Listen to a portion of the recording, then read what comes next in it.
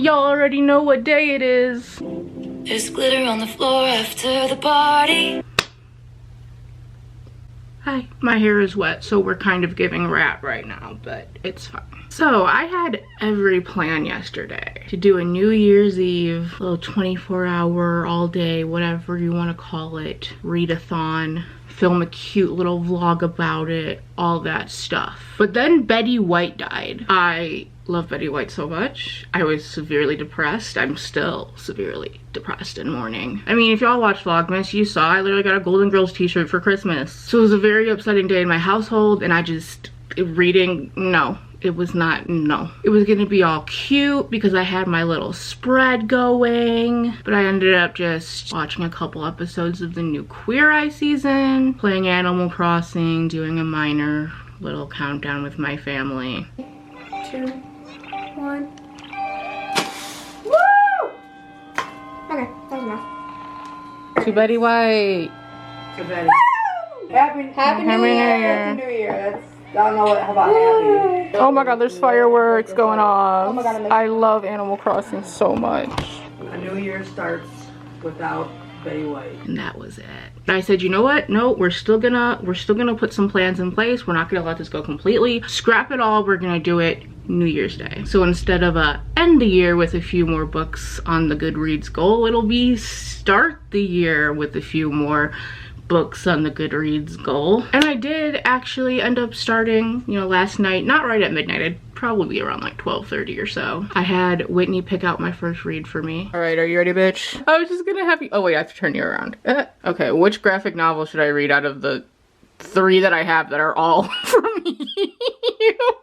Okay, wait, I need context. Are you 24-hour reading-a-thon, so we need like... Yes. What are my options? Bloom, Snow White, and Stargazing. Bloom, I think, is the cutest. And I did end up completing Bloom. First of all, I think I definitely kind of got this one confused with blankets because for some reason in my head I was like, oh, this will be a nice winter read too. No, that's a palm tree, bestie. So this definitely just takes place during the summer, except for a brief little bit at the end that takes place in December. So we end up there. Regardless, I read it. This is a book about a guy who works in his parents' bakery, but his dream is to go and move into the city out of the small town that he's in and join a band, form a band with his group of friends. But his parents' bakery is kind of like suffering right now. His sister has just gotten married and moved away, and they really need him here. So he goes on this task to find someone to take his place, and he ends up finding this guy Hector, who is recently in town because his nana has passed away and he's like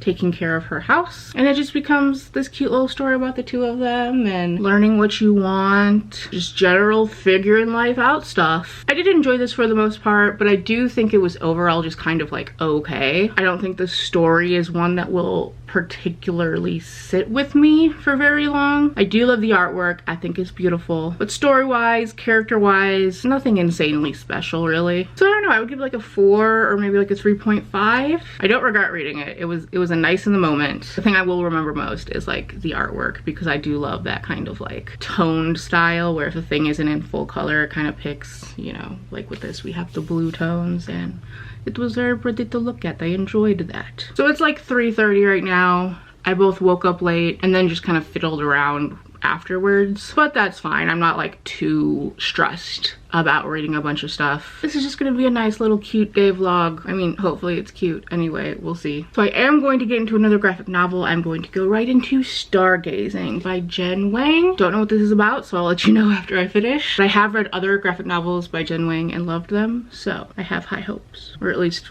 moderate hopes. Although actually before I start reading my next graphic novel, I'm going to partake in the task, the very depressing task of taking down my Christmas stuff. Because if I don't do it sooner rather than later, it'll just depress me more and more that the holidays are over. The magical stretch of the year that is September, October, November, December is done. And now we just have a new year. Woohoo. So my Christmas stuff is all packed and away. I ate some yummy lasagna for dinner, and I finished Stargazing by Jen Wang. This is a book about two young girls. I think they're in elementary school. They never really specified what grade, but they both live in the same Chinese American community, and Moon's family, which is just her and her mom, end up renting out a small unit from Christine's family, so they're living very close to each other. They become friends and they start learning how they're different, how they're similar, and just sort of reflecting on differences in culture, in family life, all that jazz. The back of the book calls it a deeply personal yet wholly relatable friendship story, and I think that's a pretty good summary. This was really cute. Again, I love the artwork. I think Jen Wang is great,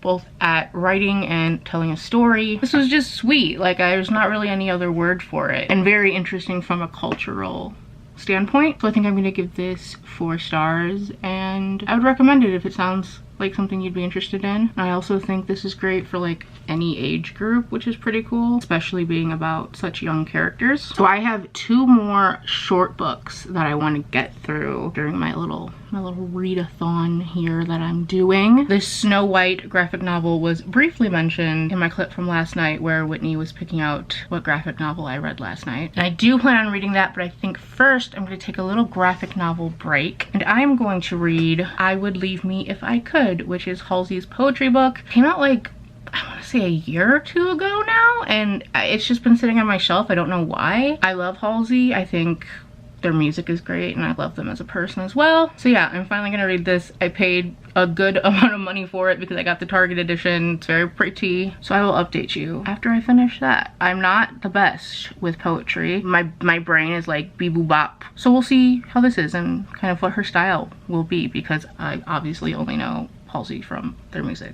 So riveting update, I know.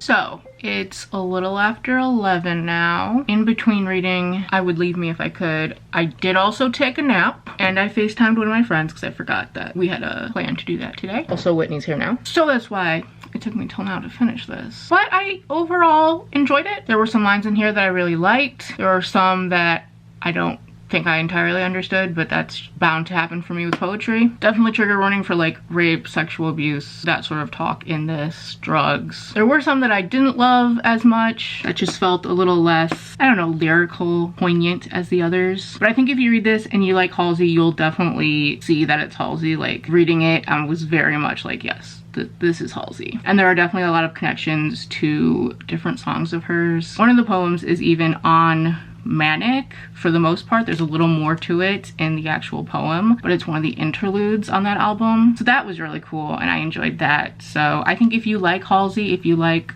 all of her albums and stuff, then you'll probably enjoy this, at least to some degree. Probably gonna give it like 4 stars. It was a good time. Okay, so now I'm gonna go in on my last book for this little New Year's Day readathon.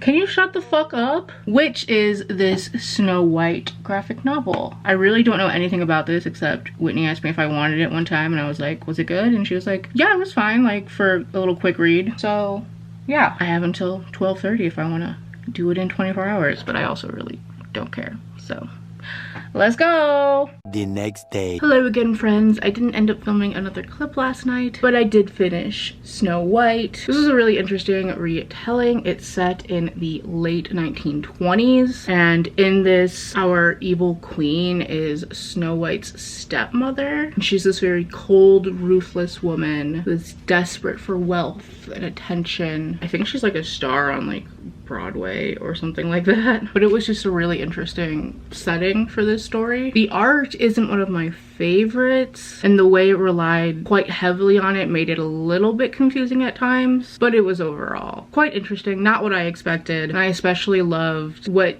it did with sort of like the 7 dwarfs aspect in this retelling. I thought that was really well done. So I gave this 4 stars. I'm trying to get out of this sun, but it's not working. I also ended up reading 100 pages of The Nature of Witches last night, which is obviously my next read, though not a part of this little mini readathon, but I thought I would update you about it because I'm absolutely loving it. I don't think I'll be finishing it in this vlog because I'm gonna wrap things up. If I do end up finishing it today, I might continue this, though I don't think I'll have the time. The writing is so good. The concept is so interesting. It's about these witches who each are like a witch of a certain season, so like an autumn witch, a spring witch, summer, winter, etc. Except for our main character, who is an ever witch, which is a witch that can channel and use and control all of the seasons. And ever witches are extremely rare. She's the first one in 100 years, and the witches are having trouble lately keeping nature in check because of how much damage humans have done to the earth. And just the magic system and everything is just so interesting so far. I'm literally obsessed with it. Also, the cover of this underneath the dust jacket is absolutely stunning. Anyway, that's it for this little New Year's Day readathon.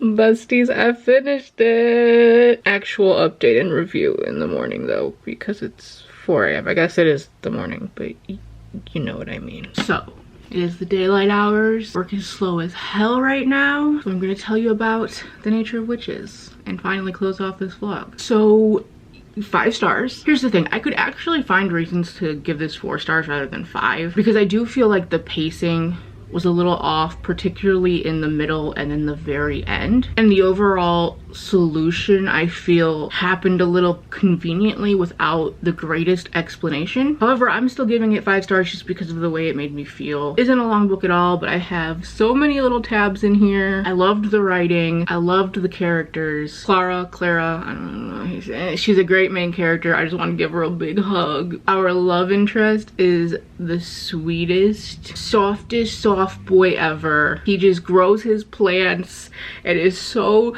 nice, and just I love him so much. I heard a lot going into this that this book was sapphic, and so I was expecting a female-female romance. However, not the case. We do have a sapphic main character because Clara is bisexual, pansexual. It's not stated on page, but we do read about her having relationships with both men and women. But if you've heard about this and thought like me that it was like a female-female relationship, it's not. But I still loved their relationship so much. It was just, so many feelings. I thought the magic system in this world was just so interesting, particularly Clara as an ever witch and the way she would change with the seasons and just the commentary that this has on real life. It was just a beautiful freaking story. I obviously could not put it down. I don't know if it'll be for everyone. It's definitely super character based. Any plot point is basically just Clara on her arc, learning how to accept herself and accept her magic. So if you're a plot-based reader, I don't know if this one will be for you, especially because at the beginning it does kind of seem like it's going to be more plot heavy, but then it just doesn't lean that way. So I can definitely see why some people might not enjoy this as much as I did. However, I thought it was just so special, so touching, and I believe this is the author's debut, so I'm really excited to see whatever Rachel Griffin comes out with next. I just loved it. It felt so magical. It made me want to go outside and just be in nature, even though it's like 2 degrees, and I'm so happy that I learned about this and read it because it was great. Okay, so that is going to be it for this vlog. Thank you so much for watching. If my best books of the year video is not up before this video, I haven't filmed it yet, oops. If that's not up, then I do plan to have it up soon, eventually here. So look out for that. And yeah, I'll see you in the next one. Bye.